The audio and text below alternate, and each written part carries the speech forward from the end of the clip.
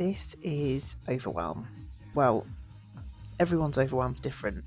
This is what my overwhelm looks like.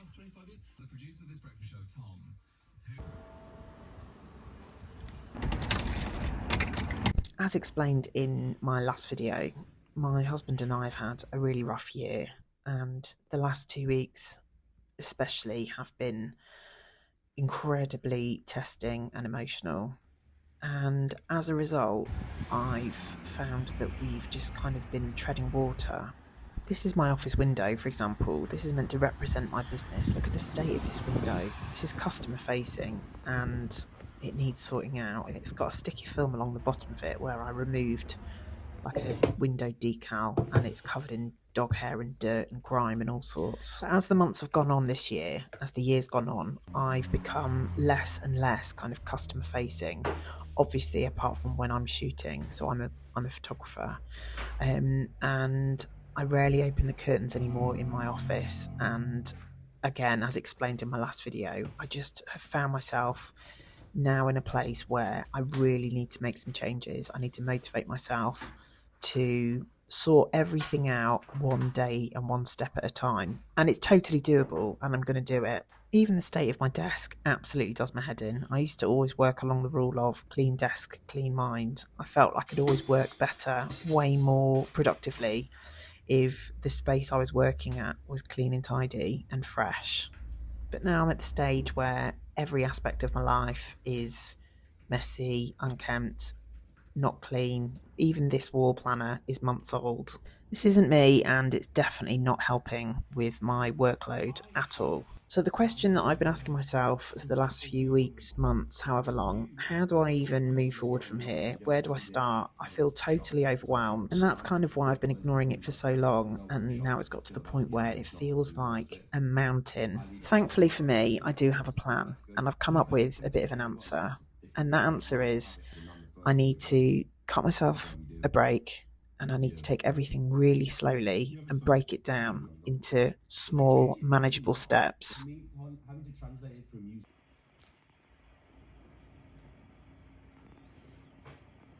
These glasses are so unflattering and the weirdest shape ever. Like, I would never wear these out in public on purpose. They were basically a mistake order, and they arrived and I was like, they are so minging. However, because I never wear them places, they're the only pair of glasses that aren't scratched to shit. So I keep them on my desk for editing. These are much nicer shape-wise, but I mean, first of all, they're really wonky, and second of all, they're really freaking scratched. And they're so dirty. Like, my glasses are always so minging. So I can't really edit in these. So these are the ones. And those other glasses have just dropped on the floor, probably more scratched.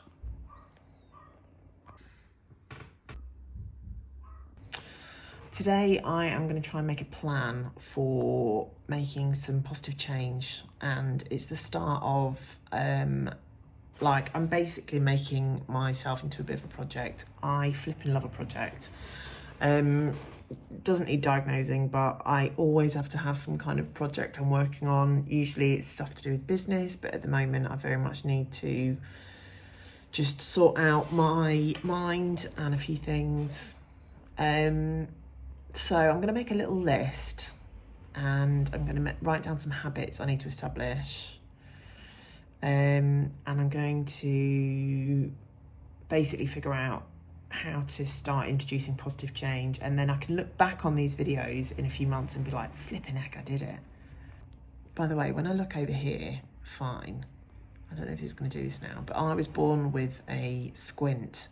So is it doing it? When I look at the camera, one of my eyes rolls in. There's just a few things that I know make a huge difference to my mind and my happiness and my brain. And one of those things is putting makeup on, which is really shallow. It makes me really vain, but just self-care, taking care of myself, having a clean desk. I mean, this is my desk at the moment. Dog poo bag. It's just full of utter shit. Like, look at the state of my keyboard. That's not good for my mental health. I know it sounds ridiculous, but look at just like this. It all needs sorting out. It needs cleaning. It just needs sorting out, doesn't it? I'm gonna make a plan, and it's gonna be productive. But I listened to Atomic Habits recently, and it talked about small changes, 1% changes every day. Don't try and overhaul your life within a week or a month. It's just not going to work. It's not going to happen. So I need to establish new habits which are small, and small changes which I try and be consistent with, she says.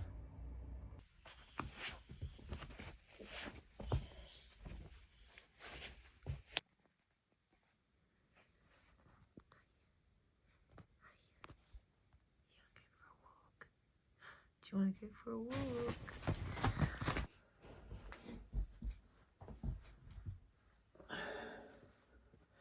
It's actually overwhelming how much I have got to do. It's like I've basically got myself to the point where I've got so much to do, I don't know where to start. So going on the theory of the 1% atomic habits theory, I'm thinking small changes first of all. So I'm taking the dog for a run, and then because I've delivered a shoot today, I've finished a family shoot that needed delivering ASAP, and I've done that today. So like that's like a big thing off the list. And I've got like so much tidying, so much sorting, so much cleaning in the flat. And then I've got a massive workload. I'm behind on my editing because we went to Italy to get married, with the expectation that we'd come back and I could just hit the ground running with editing. And then my dad was in hospital, Dan's mum was in hospital, so that didn't happen. So I'm really behind on my workload. So I've got loads of work to do, loads of cleaning to do. But I think small habits, I'm just going to take it just today. And I'm going to go and take the dog for a run because I know that's going to make me feel better immediately. And then I think I'm just going to tackle our bedroom and just put like all the washing away, because that's also a space that Dan would benefit from if it was tidier. Then I've got a consultation at 6 with one of my wedding couples to catch up with them about their wedding plans. And this afternoon I'm going to write a list of stuff that I need to do, new habits I need to start introducing to basically start getting things back in order. There's stuff that I know I benefit from, like moving more and tidying and less screen time and like really obvious stuff, but stuff that I actually need to actively and intentionally decide to either stop or do less of or do more of, depending on what it is. But I actually need to plan it out and make a list. But as soon as I start introducing that, I know I'll feel better. I wish I was the sort of person that would just do stuff automatically because I know it benefits me. I'm just not that sort of person. It needs to be really like planned and a list made, and it needs to be really intentional. Apart from if it's to do with work and if it's editing, then I find that I can just do it and not think about it. But if it's something that, like a lifestyle thing that will benefit me, everything else, because my work's so busy, everything else just gets put on the back burner, then it becomes overwhelming. And then I feel like I don't want to have to, I can't do it. I'm like, there's too much to do. So then I start ignoring it, which literally makes no sense. We're now in October and I've spent this entire year watching YouTube tutorials, influencer content, trying to learn how to become motivated, how to become one of those people who does a billion things in a day. Everything's aesthetic, lighting candles, putting on washing, all of this stuff. And I think I've cracked it. The rule is you ask yourself, what am I capable of doing today? And in that light, the only person you compare yourself to in terms of motivation is yourself. Honestly, I am running at absolute snail's pace. It's ridiculous. However, I'm just not putting pressure on myself to be pacey. I'm just kind of trying to enjoy it. As soon as I think I should let it fly. As soon as I put pressure on myself to go faster, I flipping hate running. And this bit's the hill. I don't know if you can really see it, but he always runs next to me on this bit. Like, sometimes he runs ahead, but on the hill, don't you? You always stay nearby. You're such a good boy. Thank you. That's nice. We did well. You gonna sit?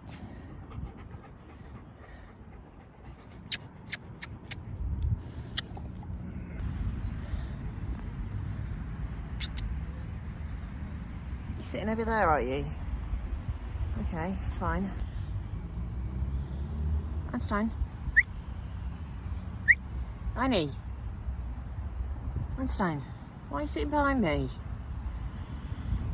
Do you know what? I really didn't feel up to a run today. And I'm kind of surprised I even went for a run because I just wasn't up for it. So I've done a terrible pace and I've not been far. But the fact that I've managed to actually go out for a run is pretty surprising, really. So proud.